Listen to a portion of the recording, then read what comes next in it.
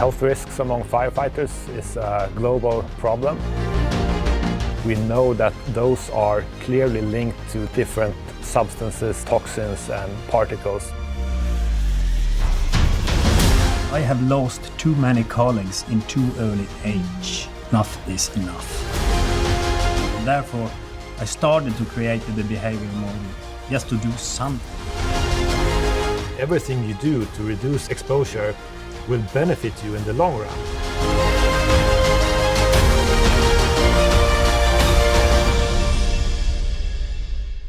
A very warm welcome from our side. My name is Annalisa and today we are going to talk about healthy firefighters. Therefore, I would like to introduce our two experts from Sweden. To my near left, I would like to introduce Stefan Magnusson. Welcome, Stefan. Nice to have you here. And then I would like to introduce David Holtman as well. David, you are a fire protection engineer, and Stefan, you are basically the creator of the Sicurezza model. Yes. Nice to have you here. Thank you for having us. Thank you for having us. Why is it so important to talk about post-fire health risks and the topic of healthy firefighting as well? Well, so health risks among firefighters is a global problem. And there's a lot of knowledge, research that has determined the firefighting profession and the correlation to different kinds of diseases and illnesses. Well, there are crystal clear risks by research, and nowadays the World Health Organization also have decided that. And the most obvious risk is different cancer diseases in where firefighters are overrepresented. But we have also seen, which is a big concern, that we can have fertility disturbing actions. And by that said, the cancer diseases will have a very long latency. It takes very long time to develop a cancer disease. In the other end, we have fertility disturbing who can go very quickly. Yeah, there are also respiratory problems. And just to add to what Stefan said there, when we're talking about, definitely when we're talking about carcinogenic problems and fertility disorders, we know that those are clearly linked to the exposure of different substances and toxins and particles that we find in normal, quote-unquote, fire smoke. So there are quite a few different types of illnesses and diseases, but mainly as cancer diseases are potentially the most lethal, we tend to focus more on those. Okay. And in the research world, there is a word who is calling SMO, three letter SMO. It's a shortcut of a very complicated word, but they use that word to compare populations against each other. Short example. When you start as a firefighter, you have 0.7 SMO in risk of getting certain cancer diseases. A normal population have 1.0 to get the same diseases. Yes. After 5 years as a firefighter, you have 2.0. And that's research. That's ice cold numbers. Double the risk, yes. Yeah.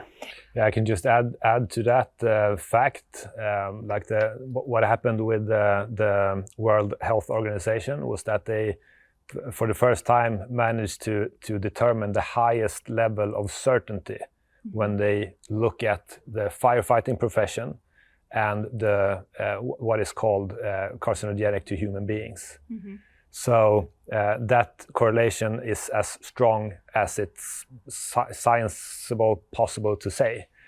And there's been plenty of indications in the past as well. And I mean, it's quite obvious, you know, getting exposed to carcinogens might cause cancer in the long run. Then there's a problem, like looking at the individual. It's always hard to say that this individual got cancer from this profession, because there's always a possibility that the very same person could have the same type of disease, even if he or she didn't work as a firefighter. But we have to look at the group level, and when we are looking at the group level, the correlation is very strong, certainly for different types of cancer diseases. And what Stefan mentioned is something that is called the healthy worker effect. And when you are looking at the overrepresentation for firefighter as a group compared to the average population, then you can see, okay, you have a heightened risk of getting a disease. But that actually camouflages the healthy worker effect, because just like Stefan said, as a firefighter, you don't start from zero. You have a better health than the average population. There are fewer smokers among the firefighters. They have a more healthy lifestyle. They eat more healthy. They exercise, not only when they start as a firefighter, but throughout their entire career, which means that the actual effect that you can expect from the firefighting profession is much higher than the overrepresentation, which is in and of itself is bad enough. But the actual effect from the exposure you get at work as a firefighter is worse. So let me summarize. There is a correlation, and the correlation is strong.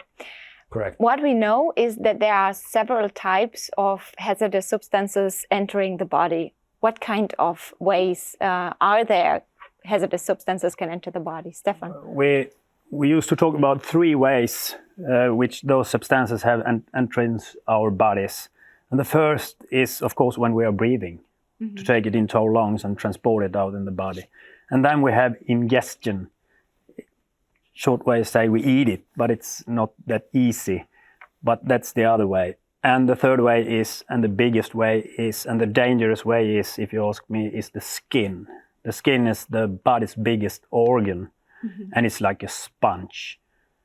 So a human being have big issues when that human being is in a bad environment.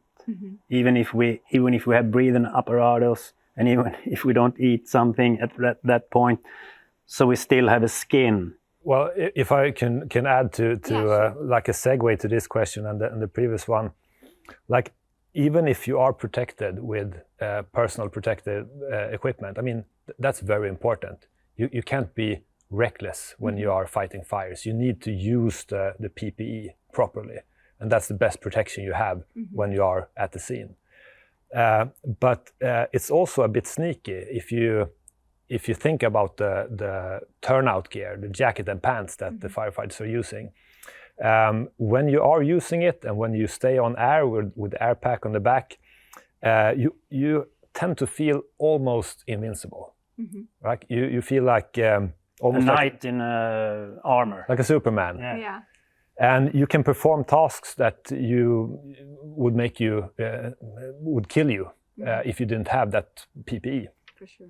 However, the turnout gear is mainly designed for protecting the body from heat, not from the 50,000 different chemical compounds in the smoke. Yeah.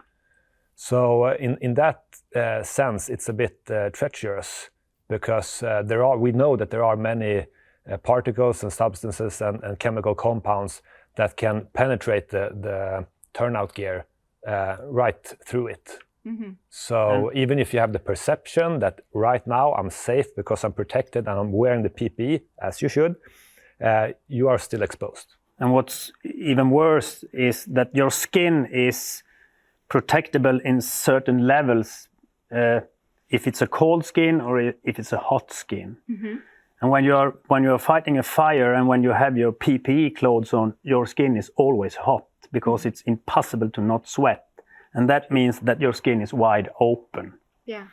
And second aspect of that is that if your PPE is taking up a lot of poison from the environment around you, when you are stop fighting that fire and should return to your home station, if you don't get rid of those clothes as fast as possible, the clothes is feeding your body with poison. Every minute who is passing is feeding your skin with poison. So it's very important to have routines to get rid of that. And another layer of that, I mean, we're talking now about the times when you are exposed, like immediately. Big fires, small fires, training.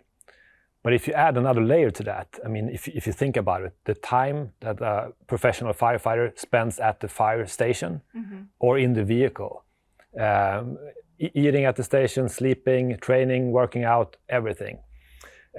If you don't have a proper system for cleaning the PPE, for instance, you will spend a lot of time in spaces and handling equipment that isn't decontaminated. So all those occasions, they all together add up to a much larger dose than those few occasions with high concentration of exposure. For an example, if this is a PPE breathing apparatus, you know that if that has been on a scene and are contaminated, you should wear gloves and so on, not touching it. Yeah. And you do so. You have gloves and you put it in a washing or dishing machine. But what you could forget is where it just was. True. That's a contaminated surface. And those surfaces are everywhere inside a fire station if you don't look up. And therefore the routines are so very important to get rid of that risk. Because if you put contaminated things here and there and everywhere, you will touch it all the time. And everything you touch on, you put into your own skin in different ways. So routines are the most important thing. I can imagine. And therefore, but for many more examples, you created a protection model. May you explain this model for us? Yeah, the model was actually born because I have lost too many colleagues in too early age. So when I was on the funeral of my fourth colleague in a couple of years, who have died in diseases that the same as the other or similar, kind of similar as the other three, I took my foot and put it on the ground and say that enough is enough. And therefore, I started to create the behavior model just to do something, because nobody has done nothing until that point. First of all, the collective model is made because it should be easy to work after. And the first step is, once you are on your work as a firefighter, you should always start your work with clean equipment and clean PPE. And when you get an alert, you get into a clean truck with clean clothes, free from contaminations, and go to head, whatever it is. In this case, it's a fire. You have to instinct that fire, and you do that the way you have been trained and with smartness to not be too much contaminated. When the work is done, it's very important that you get rid of the poison equipment and your own poison PPE clothes and take them away into an air-contaminated space or bags to transport them back to your home station in another place than you are by yourself. And when you get back to the station, it's very important that you have routines, so it's very simple and crystal clear how to take care of the contaminated equipment. Clothes, breathing apparatus, chainsaws, hose, whatever. Once that is done, you got a new alert. And then that is kind of a circle, a firefighter's life. Yeah, I can just add, I mean, if we break it down, there are critical components in a cyclical routine like this. Of course, when you reach the incident scene, you have to work responsibly, and everything you do to reduce exposure will benefit you in the long run. For instance, if you make sure that you never park the vehicle, if possible, in the smoke envelope, that will mean that you will never contaminate the truck. If you aren't able to park upwind or attack the fire upwind with the wind behind your back, I mean, there are usually equipment that you can use. You can take out the fan and push the smoke in front of you so you don't get as contaminated. And then there are the actions that we do to protect the individual at the time. Get out of the bunker gear as fast as possible, take that shower. And the other things are made to eliminate the cross-contamination and secondary exposure. That's why you bag all the gears as soon as you are done. And that way you don't contaminate the cabin in the truck. You can have them at designated places, locked in with encapsulated bags, for instance. And that way you don't spread the toxins when you get back to the station. So instead you can decontaminate everything. So it's helpful to look at this model as something cyclical, because it's repeating. It happens again and again. And it doesn't really matter what kind of accident you are responding to. Mm-hmm. The procedure is more or less the same. And in another context, that's how you operate as a firefighter. You act at a call, and then what you do after the operation and between the operation is what will affect your total exposure. Mm-hmm. That's why the model is focusing so much on habits and knowledge, right? Yeah. The important thing is to break that chain of contamination.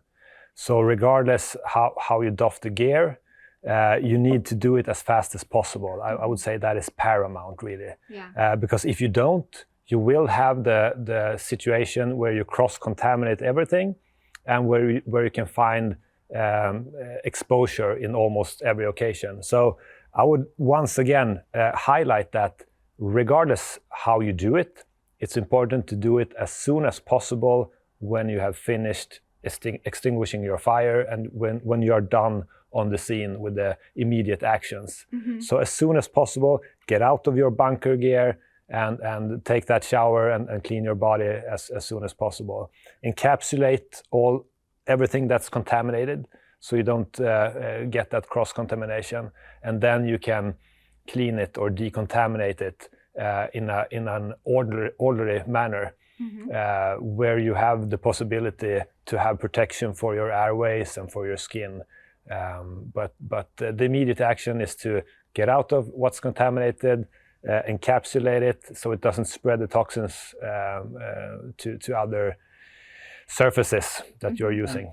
And the next step is, of course, that you need some tools to do this. You need washing machines and dishing machines and so on. So once you have encapsulate the poison things, you can just put them and let them be for a while until you are ready, until you have good light, until you have eaten, until you are not tired, and so on. So you can take care of it in a proper manner. Mm-hmm. You know, so that's always the important thing, to keep the process as simple as possible, because we have seen so many times different complicated solutions that require lots of work. Mm-hmm. And as we have established, the human being is lazy by default. Mm-hmm.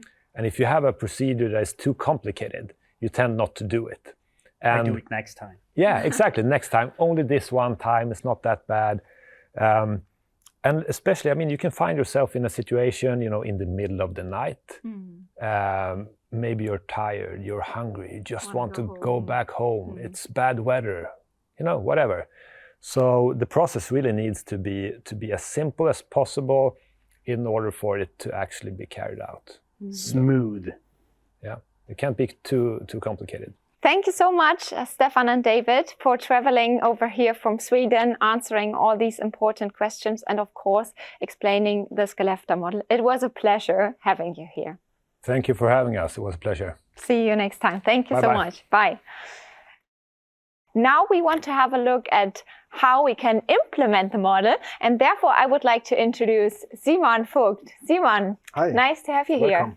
You are the Global Cleaning Product Manager, is that correct? Yeah, that's right. I'm doing this since more than 4 years now at Dräger. I'm taking care of the whole cleaning procedure, machines and detergents to protect our PPE. You're the expert of implementation and implementing the Skellefteå model especially. How is an implementation possible? And especially in terms of the workshop setup, how can we implement the Skellefteå model? Well, if we implement the Skellefteå model, that's pretty simple, because we have to divide the workshop into 2 areas, a clean area and a contamination area. I'm saying simple because if you think about your own situation, if you take a walk and you come back home with your dirty shoes, you don't want them in your living room. You try to get them off, take them off in front of your house if possible. For sure. And saying that, that's why we say, okay, if we separate the workshop in 2 areas, we kind of solve the huge problem to contaminate the clean area. And we have an area where we have to wear PPE to protect ourselves against the toxic substances from the PPE and protect the other area by getting contaminated. Cleaning is basically a huge topic doing your profession. What science aspects have been considered in this term, and what is the issue behind cleaning? When we developed our cleaning procedure, we had the science of Herbert Sinner behind, who implemented the Sinner Circle. And this Sinner Circle defines 4 parameters to reach a good cleaning result. It doesn't matter what product you try to clean, it's always 4 parameters, and they are balanced to each other. The parameters are temperature, cleaning time, chemicals to add, and mechanic treatment. And with the 4 different parameters, it's not that we can just choose whatever we want. We are addicted to some parts of it. For example, the materials we choose for our PPE are sensitive, so we can't reach the temperature, we can't exceed the temperature to any level we want to. We also can't do a very heavy mechanical treatment on them, so because otherwise we scratch, for example, visors. And so we can play a little bit around with temperature and with time and with chemicals. You already mentioned chemicals. Chemicals are an important part of the cleaning process. What is especially so important about the detergents and especially chemicals as well? Yes, we need a certain kind of detergents and chemicals to get rid of the toxic substances and dirt. But we can't take very aggressive chemicals because we have to be sensitive to our materials. That helps to protect our lives, of course, such as breathing membranes and stuff. So that's why we, Dräger took a huge project 3 or 4 years ago to define the perfect detergents suited to our materials. So many science behind that as well. Yeah, it is. Machinery cleaning becomes more and more common in the business. Why is this so? Yeah, I think nobody else does manual dishwashing at home, so it's also an improvement in the firefighting market that we use mechanical cleaning. And with the mechanical cleaning, we can also automate some of these parameters from the Sinner Circle. For example, the time and the temperature and the detergent dosage is already done. So we can only focus on the mechanical treatment, which is also done in the machine, but it helps to have an automatic process, so nothing can go wrong. That's one of the biggest advantages. And of course, it goes faster, and it's more controlled. So huge advantages of machinery cleaning, and as we already have heard, human beings are in general lazy, which is one more argument for machinery cleaning. It's also something for the Skellefteå model, because if there's something to do which you don't want to do, it maybe it's like a nasty thing, and you say, maybe I do it later, I do it maybe not today, not tomorrow, or I don't want to do it at all. So also machine cleaning helps to implement the cleaning process and to get this nasty thing done. Yeah, no argument to do it later anymore. Do different machines for cleaning of PPE exist, and are different types of machinery important? Yes, there are different machinery types in the market. Since Dräger is doing this since more than 20 years, we started with normal washing machines, putting our full-face masks into the washing bags and then in the washing machine. But this is not really effective any longer because it takes a lot of time, and you need to always have a huge amount in the machine to be compact. So we developed different machines which are more sensitive also to our products, such as spray nozzle machines in different sizes. So according to the fire station, to the size of the fire station and the amount of PPE that is there needs to be cleaned, we have small machines, medium-sized machines, and pre-cleaning machines and big machines.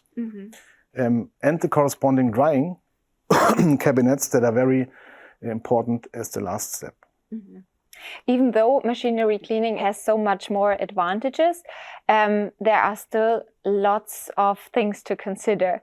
Is there a kind of training necessary, or do you give the advice to be trained to use and use a machinery? Yeah, of course, the IFU of the product always tells you what is possible and not, because not every product can go into the machine. We have sensitive products that needs to be cleaned manually, still manually. But we offer trainings for how to use a machine, and we also do we created videos which you can see on YouTube, how to clean manually to get this process done and start supporting our customers in doing it easy. Mm-hmm. Great. Simon, thank you so much for answering all these important questions. And as we are in the Dräger Experience Lab, we of course have the chance to have a look at our machineries. And that's basically your part, Simon. I have to say goodbye because you would like to introduce us into our machineries. Yes, I will do so. Thank you very much. Thank you. Have a nice time.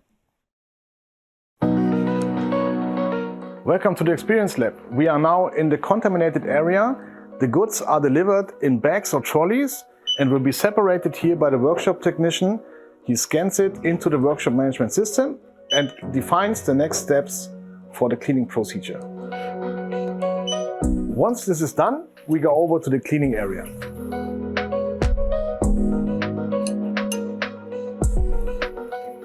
At this table, the goods gets prepared for the individual cleaning process Dräger defined for each product.